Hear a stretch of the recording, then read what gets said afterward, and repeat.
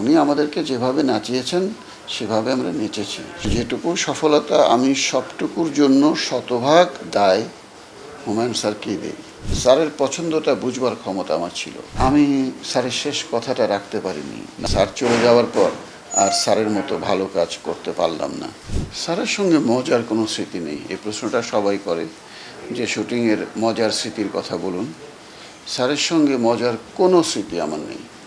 আমি শুধু বলবো যে আনন্দের স্মৃতি আছে অবশ্যই, দুঃখের স্মৃতি তো আছেই, সফলতার স্মৃতি আছে, মজার স্মৃতি নেই। স্যারের প্রত্যেকটি কাজে স্যার অত্যন্ত সিরিয়াস ছিলেন এবং যেহেতু স্যার সিরিয়াস ছিলেন আমরাও সিরিয়াস ছিলাম। আমরা প্রতিটি কাজ অত্যন্ত মনোযোগ দিয়ে করেছি, হুমায়ুন স্যারও মনোযোগ দিয়ে করেছেন। সুতরাং এবং যখন একটা ভালো কাজ হতো, দর্শকপ্রিয় কাজ হতো, সুন্দর কাজ হতো, তখন সেই আনন্দটা, সেই উচ্ছ্বাসটা আমরা উপভোগ করেছি। কিন্তু মজা বলতে যেটা আমরা বুঝি সেরকম কিছু স্যারের সঙ্গে কোনো কাজে কখনোই আমাদের হয়নি এবং স্যার কখনোই কাজের সময় ঠাট্টা মশকরা অবহেলা এগুলি করেননি। কাজের সময় উনি অত্যন্ত সিরিয়াস ছিলেন, অত্যন্ত সিরিয়াস, এবং আমরা সবাই টোটাল টিম খুবই সিরিয়াস থাকতাম এবং ছিলাম। সবুজ সাথীতে সিরিয়াস ক্যারেক্টার করেছিলাম প্রথম কাজ, তারপর একদম সেন্ট্রাল ক্যারেক্টার করলাম অদেখা ভুবন নাটকে, সেখানেও একদম কেন্দ্রীয় চরিত্রে। তারপর শ্রাবণ মেঘের দিন ছবিতে অভিনয় করলাম, সেখানেও একদম সিরিয়াস চরিত্রে। এরপরে স্যারের মনে হলো যে আমি কমেডি টাইপ অ্যাক্টিং ভালো করব। স্যার আমাকে জিজ্ঞেস করেছিলেন যে ডাক্তার, তোমাকে দিয়ে এরকম অভিনয় করাতে চাই, তাতে কি তোমার প্রফেশনের কোনো সমস্যা হবে?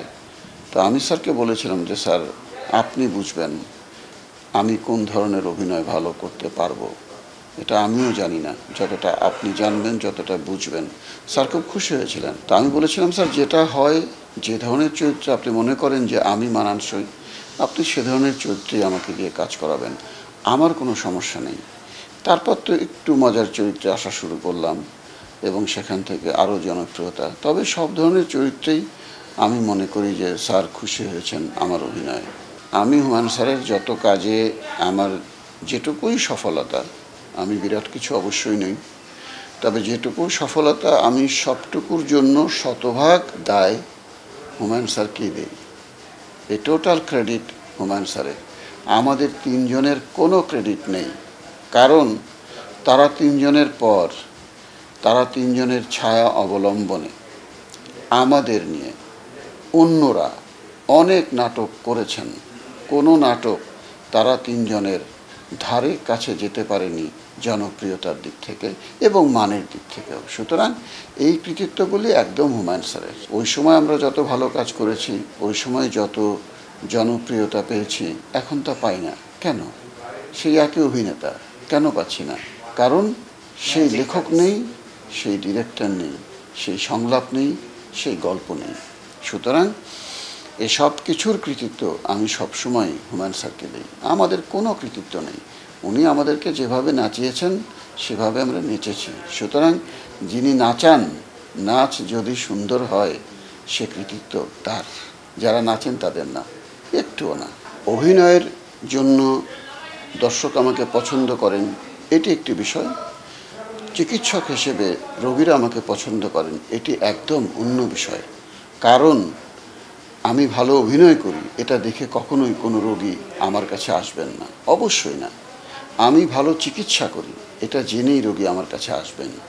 সুতরাং যারা আমার অভিনয় পছন্দ করেন তারা আমার অভিনয় পছন্দ করেন, কিন্তু যে রোগীরা আমার কাছে চিকিৎসার জন্য আসেন তারা মনে করেন আমি একজন ভালো চিকিৎসক।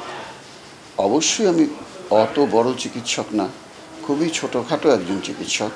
তারপরও যারা আমার কাছে আসেন তারা সে বিশ্বাস নিয়ে আসেন যে আমি একজন ভালো ডাক্তার, আমার কাছ থেকে তারা সুচিকিৎসা পাবেন। চিকিৎসা ক্ষেত্রে আমার অভিনয়ের এই জনপ্রিয়তা একটুও প্রভাব ফেলেনি। AutoPay on, hassle's gone. Sign up for PataPay. PataPay, your universe, your way. নানা ধরনের অভিনয় করেছি, নানা ধরনের মজার মজার চরিত্র করেছি, কিন্তু সে কারণে ডাক্তার হিসেবে রোগীদের বিশ্বাস আমি একটুও হারাইনি। রোগীদের শ্রদ্ধা, ভালোবাসা একটুও হারাইনি। অদেখা ভুবন নাটক করতে যখন আমরা স্যারের গ্রামের বাড়ি কুতুবপুরে যাচ্ছিলাম, তখন একই বাসে যাচ্ছিলাম সবাই, বড় একটা বাসে। রাস্তার মাঝখানে স্যার আমাকে ডাকলেন। স্যার বাসের সামনে বসা ছিলেন, আমি পেছনে বসা ছিলাম। ডাকলেন, আমি স্যারের কাছে যেয়ে বসলাম। তখন স্যার বললেন যে ডাক্তার, আমার খুব শখ একটা বাগান বাড়ির, আমি সেখানে যাব, লেখালেখি করব। আমার অনেক বন্ধু বান্ধব, আত্মীয় স্বজন, অনেককে আমি অনুরোধ করেছি। সবাই যখন অনুরোধ করি তখন বলে হ্যাঁ দেখে দেব। আসলে কেউ দেখে দেয়নি, খুঁজে দেয়নি। তুমি শুটিং করে এসে একটা সুন্দর বাগান বাড়ি আমাকে খুঁজে দেবে, আমি দায়িত্বটা শুধু তোমাকে দিলাম। স্যার এইভাবে আঙ্গুল তুলে বলেছেন যে শুধুই তোমাকে। তো আমি তখন বিষয়টি, স্যার যখনই আমাকে কোনো দায়িত্ব দিতেন আমি সেটি ধরে নিতাম যে এটি আমার একটি গুরু দায়িত্ব। এবং আমি শুটিং শেষ করে আসবার পরেই খোঁজা শুরু করলাম। নুহাশপল্লীর জায়গা খুঁজে বের করলাম এবং স্যারকে নিয়ে আসলাম। স্যার অনেক পছন্দ করলেন। আমি বুঝতে পারতাম, সবসময় বুঝতে পারতাম আমি, স্যারের পছন্দটা বুঝবার ক্ষমতা আমার ছিল। স্যার কোন ধরনের জায়গা পছন্দ করেন, কোন ধরনের খাবার পছন্দ করেন, কোন ধরনের জায়গায় থাকতে পছন্দ করেন। স্যারের সঙ্গে দীর্ঘদিন খুবই একান্তভাবে থাকবার জন্য আমি এগুলি বুঝে ফেলেছিলাম। তো যখন জায়গা দেখলাম নুহাশপল্লীর জন্য, আমি পছন্দ করে স্যারকে জানালাম যে স্যার আপনার জন্য জায়গা আমি দেখেছি। তো আমার খুব ভালো লেগেছিল। স্যার তখন বললেন যে জায়গা কি তোমার পছন্দ হয়েছে? আমি বললাম জি স্যার, আমার পছন্দ হয়েছে। তো আমি বললাম স্যার চলেন, আপনি দেখবেন, জায়গা তো আপনি কিনবেন, আমার পছন্দ হলে তো হবে না।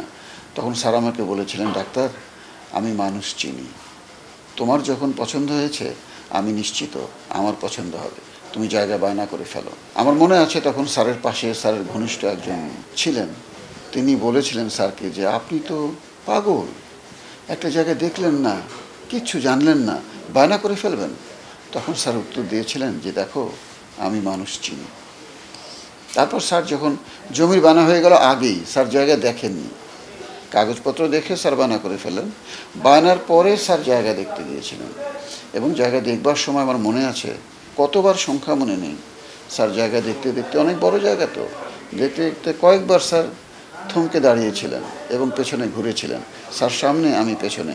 স্যার থেমে পেছনে ঘুরে আমার সঙ্গে হ্যান্ডশেক করে বলছিলেন good job doctor, good job. এ কথাটি স্যার প্রায়ই বলতেন। কেউ কোনো ভালো কাজ করলে তাকে ধন্যবাদ দেবার ভাষাটা স্যারের এরকম ছিল, গুড জব। তো আমাকে, হ্যাঁ, কয়েকবার স্যার কথাটি বলেছিলেন এবং অনেক আনন্দ নিয়ে।